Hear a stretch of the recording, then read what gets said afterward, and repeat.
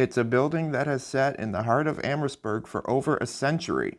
What is the history behind this historic piece of architecture? I'll tell you in this edition of Did You Know?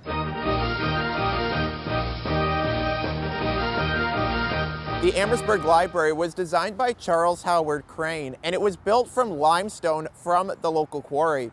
The library is part of the Carnegie Libraries, which are a series of libraries that were financed by Andrew Carnegie.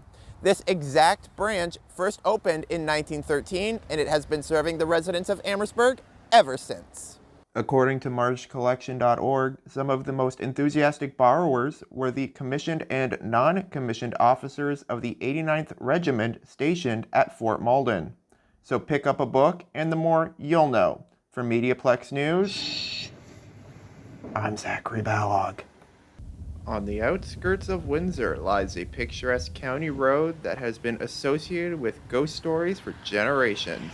So, what makes Texas Road a must-see attraction? I'll tell you in this edition of Did You Know?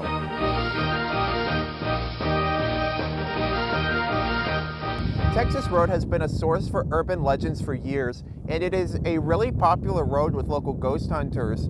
These ghostly tales go back as far as the colonial period when the road was being constructed. It is believed that the area is haunted by employees of a train company that used to work on the train tracks. There have also been reports of people seeing anything from the Headless Horseman to ghosts, and there have been many people who have just mysteriously disappeared. We can go down to the end of Texas Road tonight then. What the hell are you talking about? All those ghost stories, man. In 2010, a movie was made about the famous road. The film was directed by Windsor native Dylan Pierce and centered around 5 friends who take a joyride and then find themselves haunted by an unspeakable evil. So I was talking about those stupid stories. The ones with the ghosts and goblins. Ooh. The more you know. For Mediaplex News, I'm Zachary Ballog.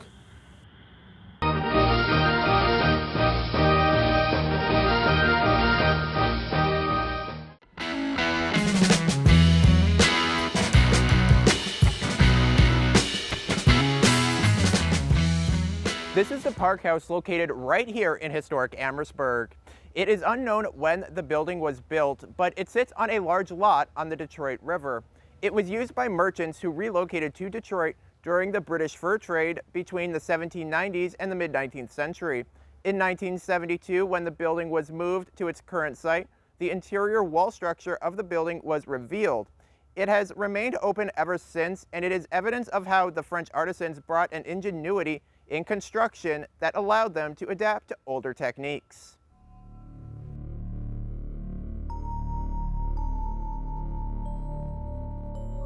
The Park House is also said to be haunted. One story goes when some visitors went upstairs, they spotted a woman in black colonial garb. They speak with her and ask her questions about the history of Amherstburg.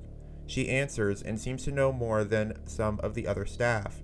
They thank the woman and head downstairs to continue the tour, telling the front desk staff how amazing the woman is upstairs, only to be told that there aren't any employees upstairs.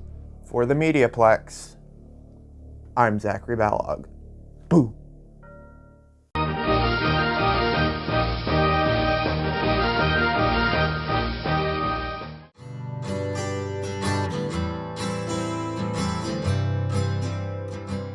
This house behind me was built just after the War of 1812. It was constructed by Robert Reynolds, who was the Deputy Assistant Commissary General at Fort Malden.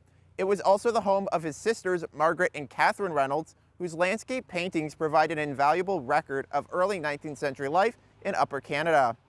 Bellevue served as a convalescent hospital for veterans who served in the First World War, and after that, it became the St. Nicholas Ukrainian Catholic Church, providing a connection to the community. The building has sat vacant since 2001, and it was placed on the top 10 endangered properties list by the Heritage Canada Foundations.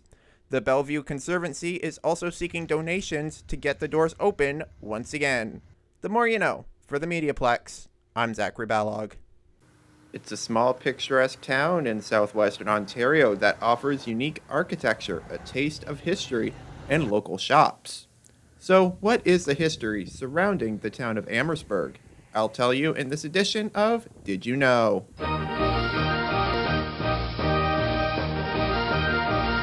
The town of Amherstburg was incorporated in 1776 and is also named after General Jeffrey Amherst, who we will get to in a minute.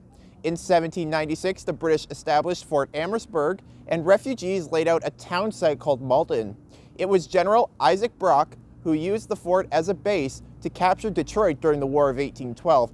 However, the fort was under American occupation from 1813 to 1815.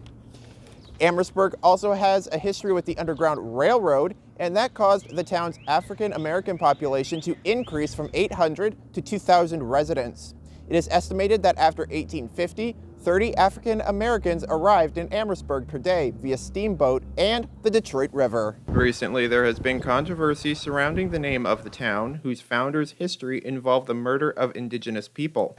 Amherstburg Councilor Patricia Simone recently introduced a motion to change the meaning of the town's name to reference the origins of the name of Amherst, which means a place amongst the woods or a settlement amongst the woods, along with the root of the word burg, which is a walled or defensive settlement. The more you know. For Mediaplex News, I'm Zachary Ballog.